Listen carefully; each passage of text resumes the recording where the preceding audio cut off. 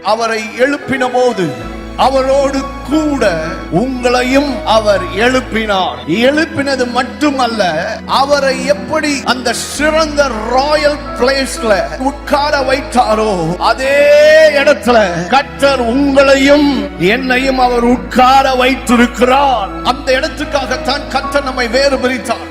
இப்பொழுது அவர் வேறு பிரித்து எடுத்ததோடு நிற்காமல் அவர் உயிரோடு கூட எழுப்பின போது நீங்களும் அவரோடு கூட எழுப்பப்பட்டீர்கள். எழுப்பப்பட்டது மட்டுமில்லாமல் அந்த இடத்தை ஃபில் பண்ணார். அது எப்படிப்பட்ட இடம் என்றால் எல்லா மகத்துவங்களும் நிறைந்த இடம். அங்க ஒரு சீட் இருக்கு, ஆனா அந்த சீட்ல உட்கார்றதுக்கு ஆள் இல்லை. தேவனை ஒருபோதும் ஒருவனும் கண்டதில்லை. ஆகவேதான் அங்க இருந்த லூசிபர் நான் தேவனுக்கு மேல ஆவேன் சொல்லி அவன் தன்னை உயர்த்த ஆரம்பிக்கிறான். அதை அறிந்த தேவன் கீழே தள்ளிவிடுகிறார். இப்பொழுது அந்த தேவாதி தேவன் அவர் இயேசுவாக வந்து அவர் மரித்து அவர் உயிரோடு கூட எழும்பி இப்பொழுது அவர் பரலோகத்துக்குள் போகும்போது அங்கு இருக்கிற கோடா கோடி தூதர்கள் அவரை கண்டு நடுநடுங்குகிறார்கள். ஏன் நடுநடுங்குகிறார்கள் என்றால் கர்த்தருடைய வேதம் சொல்கிறது அவர் தூதர்களாலே காணப்பட்டார். இதுவரைக்கும் பார்க்க முடியாத அவர் இப்பொழுது நடந்து போகும்போது பரலோகத்தில் அவர் தனியே போல அவர் போகும்போது